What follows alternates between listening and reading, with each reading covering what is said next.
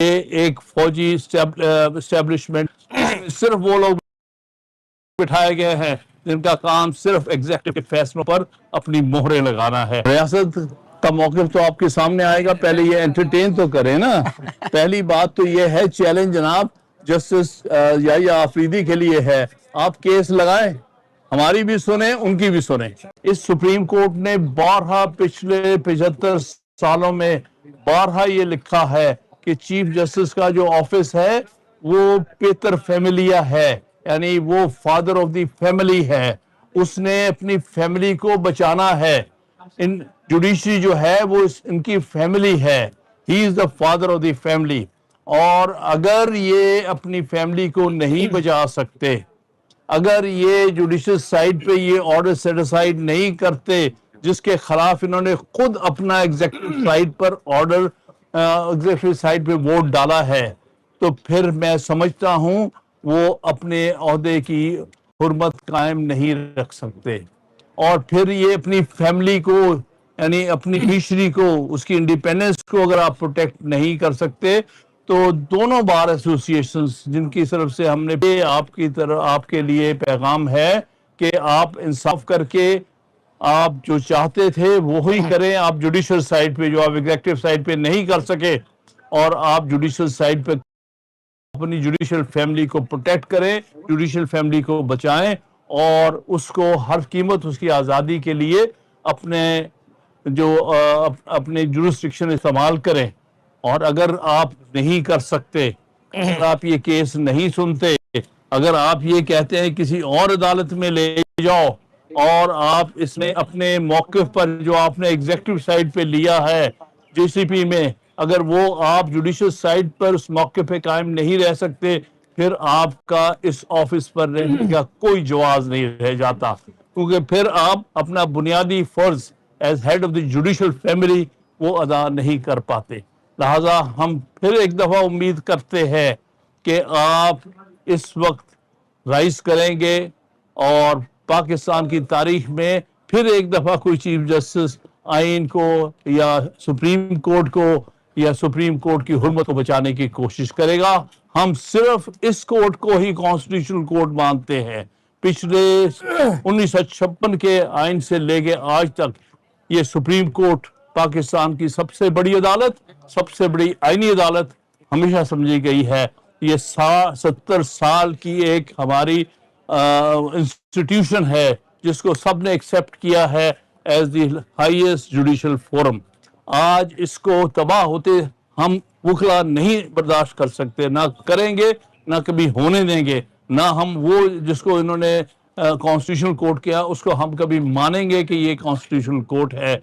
ये एक फौजी एस्टेब्लिशमेंट सिर्फ वो लोग बिठाए गए हैं जिनका काम सिर्फ एग्जीक्यूटिव फैसलों पर अपनी मोहरें लगाना है, लिहाजा उसको अदालत कहलाने का हक ही हासिल नहीं है। लिहाजा हम इसी को आईनी अदालत मानते हैं, इसी से तवक्को करते हैं कि आप जो आईनी तौर पे गलत इक़दाम किए गए हैं उनको आप सेटिसाइड करेंगे। आमिर खान साहब ये बताएगा कि बैरिस्टर गौहर साहब अभी थोड़ी देर पहले आईनी अदालत में पेश हुए, उनसे भी ये सवाल पूछा गया कि जजेस के तबादले के मामले पे दरख्वास्त आप दायर करेंगे तो कहा करेंगे, क्योंकि उस जमात से आपका भी ताल्लुक है। वो कह रहे हमने आईनी अदालत में करना, सुप्रीम कोर्ट तो बनती नहीं है क्योंकि हम उसको एक्सेप्ट कर चुके, हम पेश हो रहे हैं। मेरे ख्याल में ये व्यू पॉइंट पूरी तरह सोच के नहीं दिया। बहरहाल ये बात उनसे होगी। हम उस अदालत को नहीं मानते, वो अदालत ही नहीं है, वहां तो सिर्फ अपने पिट्ठू बिठाए गए हैं। उस अदालत में जो पेश होने वाले वकला हैं उनके बारे में आपका क्या ख्याल? देखिए, वकला की बहुत सारी मजबूरियां होती हैं। हम वकला के बारे में इसलिए नहीं कहते क्योंकि वो अपने क्लाइंट के हाथों मजबूर होते हैं, मैं इसलिए उन पर नहीं कमेंट करूं। अच्छा, कौन सी शिक के तहत ये आईनी दरख्वास्त दायर की जा रही है? आइन की कौन सी शिक के तहत? हम समझते हैं आर्टिकल 184(3) आज भी जिंदा है सुप्रीम कोर्ट के लिए। हमने आर्टिकल 184(3) की जो तरमीम की गई है, जिससे सुप्रीम कोर्ट की जुरिस्डिक्शन लेके दूसरी अदालत को दी गई है, इसको भी इस पिटीशन में चैलेंज किया है और कहा है कि आप डिक्लेयर करें कि ये आर्टिकल 184(3) की जो अमेंडमेंट हुई है 27वीं तरमीम के तहत, ये गैर आईनी है, बुनियादी स्ट्रक्चर के खिलाफ है। सर, इस सारे मामले में रियासत का क्या मौक़िफ़ है? रियासत کا मौक़िफ़ तो आपके सामने आएगा, पहले ये एंटरटेन तो करें ना। पहली बात तो ये है, चैलेंज जनाब जस्टिस याहिया आफरीदी के लिए है, आप केस लगाएं, हमारी भी सुने, उनकी भी सुने। सर रियासत आज़ाद साहब का क्या? बिस्मिल्लाहिर्रहमानिर्रहीम।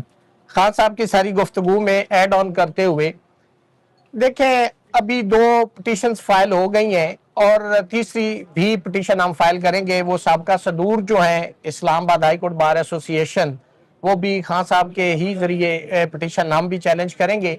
लेकिन बुनियादी तौर पे इसमें एक चीज़ बहुत इंपॉर्टेंट है कि कोई भी एक्ट जो होता है या लेजिस्लेशन होती है उसको बोनाफाइडी होना चाहिए, मेलस या मेला फाइडी पे मबनी नहीं होना चाहिए। तो अपरेंटली आप अगर आर्टिकल 200 को देखें तो इस पे एक इंडिया की जजमेंट है AIR 1994 कि ये जो आर्टिकल पहले कंसेंट इसमें लफ्ज था, अब 27वीं तरमीम में उसको खत्म कर दिया गया। इसका पर्पस क्या है, इसकी रीजंस क्या है कि जी आपने अगर किसी जज को एक हाई कोर्ट से दूसरी हाई कोर्ट में अगर आपने ट्रांसफर करना है तो उसकी रीजंस देनी है, जस्टिफिकेशंस देनी है। मसलन एक हाई कोर्ट में टैक्स के 2 स्पेशलिस्ट जज थे, DB में बैठे, उन्होंने फैसला किया, डाइसेंट आ गया, तीसरा रेफरी जज की जरूरत पड़ती है, तो बोनाफाइडी किसी दूसरी हाई कोर्ट से दूसरी हाई कोर्ट में उसको ट्रांसफर किया जा सकता है। लेकिन ये तो अपरेंटली आपको नजर आ रहा है बदनीति, मेला फाइडी के आपने बल्क ऑफ जजेस और इस्लामाबाद हाई कोर्ट के जजेस, वो गयूर, वो आजाद मंश जजेस जिन्होंने खत लिखा और कहा कि इंटरफेरेंस होती है, वो गयूर जजेस और वो आजाद मंश जजेस जिन्होंने किसी भी इलीगल काम के आगे हाँ नहीं की, ये उनका गुनाह है। उन्होंने डोगर की सीनियरिटी को चैलेंज किया। आप देखें कि एक सीनियर प्यूने जज मोहसिन अख्तर कियानी साहब जो कि in absence of chief justice बन सकते थे, और डोगर साहब उन्होंने इस खौफ से छुट्टी नहीं की, किसी जगह गए नहीं कि मोहसिन अख्तर कियानी साहब कहीं इंटरम या केयर टेकर या आरजी या अबूरी chief justice Islamabad high court ना बन जाए। तो देखें ये कितना बड़ा जुल्म है, कितना बड़ा इलीगल एक्ट है on behalf of the government, और मेला फाइडी है कि आपने एक सीनियर प्यूने जज को ट्रांसफर कर दिया। ये कितना बड़ा मैं समझता हूं कि गुनाह है एक लीगल जबान के अंदर, इसलिए कि उन्होंने किसी भी गैर और तागूती ताकत के आगे और उनकी मर्जी और मंशा के मुताबिक फैसले नहीं किए। वो सिर्फ इतना सा कह देते, उन्होंने बड़ा कंपेल किया, उनके खिलाफ रेफरेंस बनाए जजेस के खिलाफ कि आप हाँ कर दें। वो जो है ना एक निक्की जी हाँ, उन्होंने निक्की जी हाँ भी नहीं की, और ये उनका गुनाह था कि आज तमाम जजेस को यहां से ट्रांसफर कर दिया गया। और इस्लामाबाद हाई कोर्ट का आज हालत आप देखें, हमारी तो हमेशा मंशा रही, खान साहब की क़यादत में हमने 2007 से जो तहरीक शुरू हुई, हम तो उसमें भी आजाद अदलिया की डिमांड करते रहे। आज पाकिस्तान के अंदर कोई आजाद अदलिया नहीं, कोई आजाद मंश जजेस नहीं है, ये एक डिपार्टमेंट बन चुका है, उसको जो फॉलो करते हैं, और अवाम का एतमाद भी इस इदारे पे अब नहीं रहा, वकला का तो था ही नहीं। तो जब अवाम का भी ट्रस्ट खत्म हो जाता है तो ये बड़ी तशवीशनाक सूरत हाल है कि किसी मुल्क के अंदर भाई हुकूमतें जो जमहूरियत होती है ना, वो मजबूत अदलिया से चलती है, वो लॉ को इन्फोर्स करती हैं, वो फंडामेंटल राइट्स की कस्टोडियन होती हैं। तो जब अदलिया ही नहीं होगी तो कहां आपके फंडामेंटल राइट्स होंगे?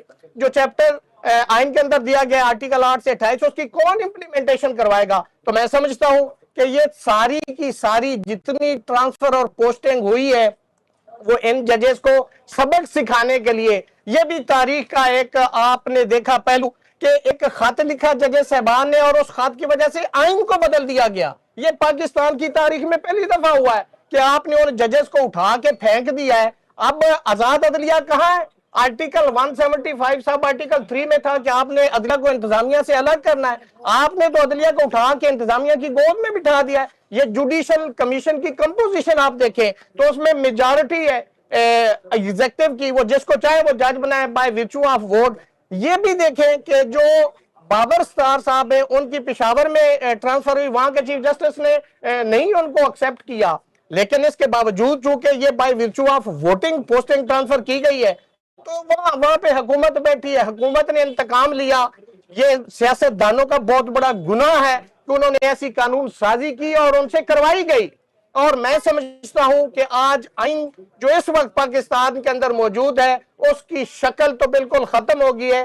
اس آئین کو 1973 آئین میں سمجھتا ہوں کہ رہا ہی نہیں ہے. اس کو تو 26ویں اور 27ویں ترمیم کے تحت 2025 کا آئین کہا جا سکتا ہے. وہ جو 73 کا آئین تھا وہ تو غائب ہو گیا, تو ذوالفقار علی بھٹو نے 2/3 میجارٹی سے بنایا تھا. اور میں سمجھتا ہوں کہ اس ملک کی ضرورت ہے آزاد عدلیہ. جس ملک میں عدلیہ آزاد نہیں ہوتی, نہ وہاں پہ جمہوریت ہوتی ہے, نہ وہاں پہ آئین اور قانون کی سپریمیسی ہوتی ہے, نہ وہاں لوگوں کے سٹیزنز کے فنڈامنٹل رائٹس ہیں ان کا تحفظ ہوتا ہے. تو ہم نے چیلنج کیا ہے, خان صاحب نے ان کو کونسل ہے, اور انشاءاللہ دیکھتے ہیں کہ سپریم کورٹ اس پہ کیا رسپونڈ کرتی ہے. اور میں سمجھتا ہوں, ہم ایکسپیکٹ کرتے ہیں کہ جیسے یحییٰ آفریدی صاحب نے جوڈیشل کمیشن میں سٹینڈ لیا ہے, آج بھی وہ جورسڈکشن اس کو ایزیوم کریں, آپٹ کریں, اور ہماری پٹیشنز کو ڈیسائیڈ کرتے ہوئے یہ جو 26ویں ترمیم تو ہم نے آلریڈی چیلنج کی ہوئی, آج تک اس کا فیصلہ نہیں ہوا. ہم نے خط کے اوپر جو سپریم کورٹ میں ہم نے چیلنج کیا تھا 184(3) کے تحت, وہ بھی ابھی تک پینڈنگ ہے. آج 27ویں کو بھی چیلنج کر دیا گیا ہے, ٹرانسفر اور پوسٹنگ کو بھی چیلنج کر دیا گیا. تو ہم سمجھتے ہیں کہ یہ چونکہ انکانسٹیٹیوشنل ہے, beyond the jurisdiction of the constitution جو دی گئی ہے, اس سے یہ پوسٹنگ ٹرانسفر کی گئی ہے, اس کو سیٹ اسائڈ کیا جائے اور ہماری جو پٹیشن ہے ان کو الاؤ کیا جائے. ریاست صاحب, آپ نے 26ویں یعنی ترمیم کو چیلنج کیا تو 27ویں آ گئی. آپ 27ویں کو چیلنج کر رہے ہیں تو 28ویں آ گئی, تو آپ کیا کریں گے؟ دیکھیں, ہمارے پاس ایک آپشن ہے متی کہ ہم چیلنج کر سکتے ہیں, ہم قانونی راستہ اپنائیں گے, ہمارے پاس تو اور کوئی آپشن نہیں ہے. ایکسپٹ تحریک تو چلائیں گے, وہ تو ہم چلا رہے ہیں. دیکھیں, یہ 2-3 دن پہلے آپ نے دیکھا کراچی میں اتنا بڑا کنونشن ہوا ہے, لاہور میں کتنے کنونشنز ہوئے, اسلام آباد میں ہوئے, پشاور میں ہوئے, کوئٹہ میں ہوئے. تو وکلاء تو کھڑے ہیں, لیکن وکلاء کے اندر 2 کیٹیگریز ہیں. کچھ لوگ جو نوکری پیشہ ہے, جن کی چند ایک مجبوریاں ہیں, جو کمپرومائز ہیں, وہ شاید اس کے ساتھ نہ ہو. جو انڈیپینڈنٹ آزاد بنش لائرز ہیں وہ تحریک بھی چلا رہے ہیں, وہ کنونشنز بھی کر رہے ہیں, اور وہ کھڑے بھی ہیں اور وہ کھڑے بھی رہیں گے.